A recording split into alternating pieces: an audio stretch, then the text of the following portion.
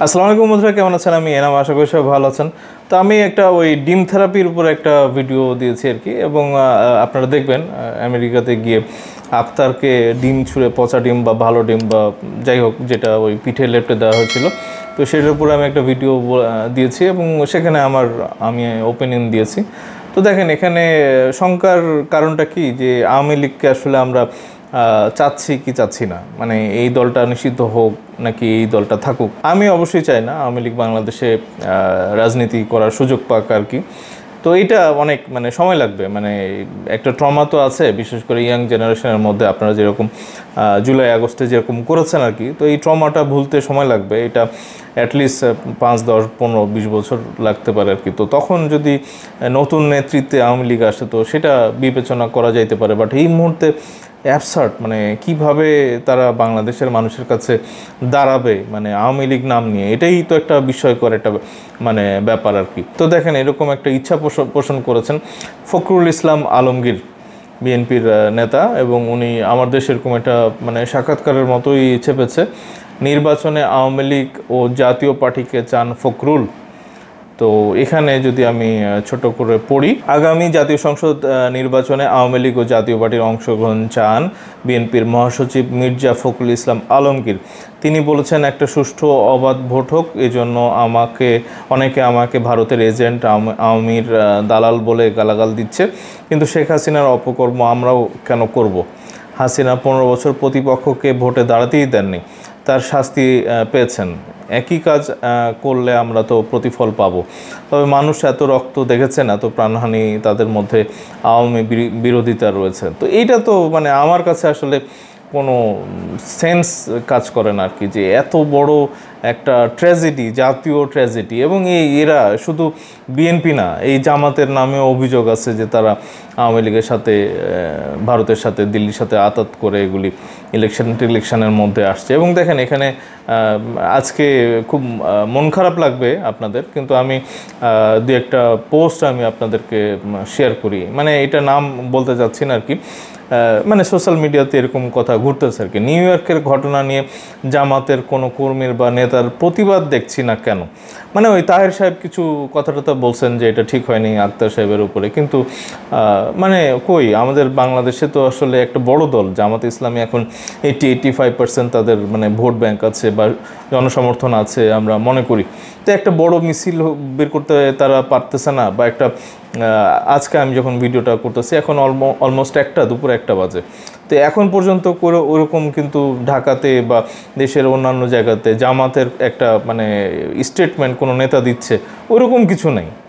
মানে এটা খুব একটা আজগুবি একটা ব্যাপার লাগলো আমার কাছে। তো দেখেন ওইদিকে ফখরুল ইসলাম আলমগীর আওয়ামী লীগকে চাচ্ছেন এবং জাতীয় পার্টিকে চাচ্ছেন আর কি, এবং তারই মানে দলের ছাত্রদল উনি কি বলতেছেন, উনি বলতেছেন যে রাজনৈতিক নেতাদের অনিরাপদ রেখে সরকার প্রধানের এয়ারপোর্ট প্রস্থান লজ্জাজনক আবিদ।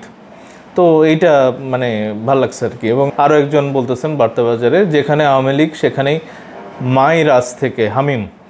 তো মানে তাদের আসলে ওই কম্বিনেশন বলে আমি কিছু দেখি না এখানে। এনসিপি আক্তারের উপরে হামলার ঘটনায় এনসিপির নতুন কর্মসূচি, মানে সবাই কথা বলতেছে, এবং তাহের সাহেব মানে জামাত ইসলামের উনি প্রতিবাদ স্বরূপে একটা ছোট স্টেটমেন্ট দিয়েছেন, মানে বলেছেন যেহেতু মানে ধরে নিতে হবে যে এটাই তাদের একটা মানে শক্ত অবস্থান আর কি, মানে আওয়ামী বিরোধী একটা অবস্থান। উনি বলছেন যে যারা আক্তারের উপর ডিম নিক্ষেপ করেছে তারাই অপমানিত হয়েছে, মানে জামাত ইসলামের এই আওয়ামী লীগের প্রতি তারা খুব সফট। এখন আমার কথা হলো যে মানে নিয়ে আসেন আওয়ামী লীগ, নিয়ে আসেন, মানে তাদের যে 2014, 2018, 2024 এবং জাকসুর মধ্যে তারাও যেই মানে ইলেকশন ইঞ্জিনিয়ারিংয়ের মধ্যে জড়িত ছিল আর কি, শিবিরকে আমরা জিততে দেখছি আর কি। এবং আমার মনে হয় যে শিবির এবং জামাত ইসলামের এখানে কোনো মানে ক্রিটিসাইজ করার কোনো তাদেরকে কারোরই কোনো রাইট নাই, কারণ হচ্ছে যে আওয়ামী লীগের একটা স্ট্র্যাটেজি যে তারা মানে শিবিরকে জেতাবে আর কি, এবং ছাত্রলীগের সব ভোট জাকসুতে দেবে আর কি। এবং এগুলি ছাত্র সংসদের প্রত্যেকটা ইউনিভার্সিটিতেই আমরা মানে শিবিরকে আমরা জিততে দেখব। তো এইগুলিতে তো আসলে মানে পলিটিক্যাল ষড়যন্ত্র এতটা খোঁজা ঠিক না, বাট জামাতে ইসলামীও আসলে বুঝছে যে মানে তারা ইলেকশন দাঁড়ালে মানে আওয়ামী লীগের একটা বিশাল তো একটা ভোট ব্যাংক আছে, মানে নেতারা পালাইছে আর কি, কিন্তু যারা বাংলাদেশে আছে যারা ভোটার, তো এরা তো আর কয়েক মানে সংখ্যায় তো আর কম না, মানে কোটি কোটি আর কি।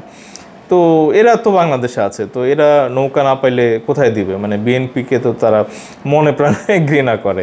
এখন জামাত ইসলামীকে তারা ইলেকশনে জিতাবে এবং মানে মোদির একটু সুবিধা হবে, মানে বাংলাদেশকে জঙ্গি দেশ, এবং শেখ হাসিনাও তখন বলবে যে দেখছো আমি ছিলাম, আমাকে তোমরা ভোট দাও নাই, আমাকে বের করে দিছো, ঘাড়ে ধাক্কা দিয়ে বের করে দিছো, জেল জুলুম করতেছো, এবং তোমাদের ওখানে কে আছে, জঙ্গিরা এখন দেশ চালাচ্ছে।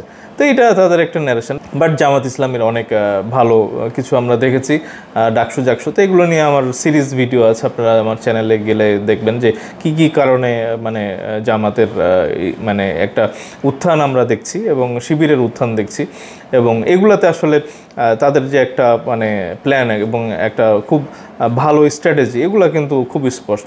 আমার মনে হয় যে আওয়ামী লীগ যদি বাংলাদেশে আসে, ওই তারা ইলেকশন ইঞ্জিনিয়ারিং করবে এবং আপনাদেরকে ওই 2টা 4টা 5টা ভোট পেয়ে কিন্তু সন্তুষ্ট থাকতে হবে।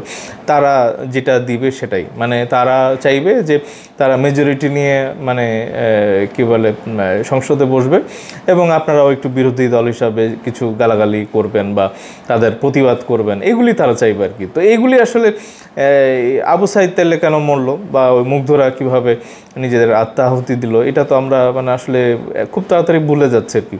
তো ফখরুল ইসলাম আলমগীর সাহেব উনি একসময় মানে অনেক পুরনো নেতা, এবং তো আমার মনে হয় যে আওয়ামী লীগকে এতটা মানে প্রকট আকারে সমর্থন উনি না দিলেও পারতেন, মানে ওনার দলেরই তো আসলে অনেক নেতা কর্মীরা মানে আহত হয়েছে, নিহত হচ্ছে এই জুলাই আগস্টের মধ্যে, ওই 16 বছরের কথা বাদ দিলাম। তো এত প্রীতি কেন, মানে আসলে আমার কাছে মানে খুব মিস্টেরিয়াস। এখন আপনাদের কাছে কোনো যদি এইটার কোনো কারণ জানা থাকে, আমার মনে হয় যে একটু কমেন্ট সেকশনে জানান। এবং ফখরুল ইসলাম আলমগীরকে কেন জানি না এটা এতটা উদার কিন্তু আমরা চাই না, মানে আপনারা এখনও নিজেদেরকে নিয়ে ভাবেন, মানে আপনারা সবাইকে নিয়ে ভাবতে গেলে নিজেদেরকেই হারিয়ে ফেলতে হবে আর কি। তো আমার মনে হয় যে খুব তাড়াতাড়ি নতুন একটা ভিডিও নিয়ে হাজির হব, এবং যারা চ্যানেলে নতুন আছেন অবশ্যই চ্যানেলটা সাবস্ক্রাইব করবেন, লাইক কমেন্ট শেয়ার দিয়ে সাথে থাকবেন। খুব তাড়াতাড়ি দেখা হচ্ছে। ধন্যবাদ সবাইকে। আসসালামু আলাইকুম।